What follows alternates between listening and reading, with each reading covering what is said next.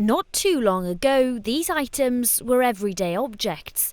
From the mangle that was used to squeeze water out of washing to this beautiful 19th century grandfather clock.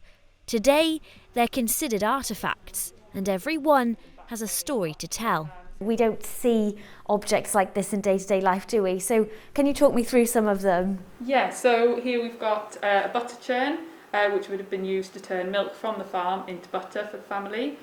We've also got a cheese press, which again would have been used to convert the milk into cheese and was mainly used for soft cheeses. And then here we've got a spinning wheel, which was used probably in the late 1800s. And it's not just the artefacts you see on display that have been lovingly restored. Of course, this building hasn't always looked quite like this. And during the restoration project, builders found new discoveries. Like just here in the floor, they found these 3 children's shoes, which it's believed were placed in the floor to bring good luck and ward off evil spirits. And similarly, just above us here, a ceramic egg which was hidden in the wall.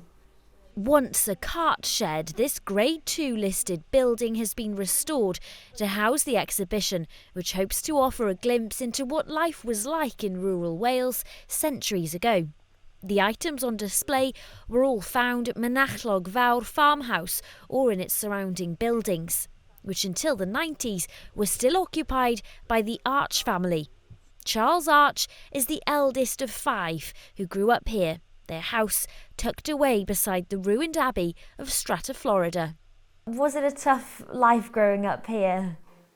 Well, we thought it was tough at the time, but I think that in looking back, it doesn't seem so bad.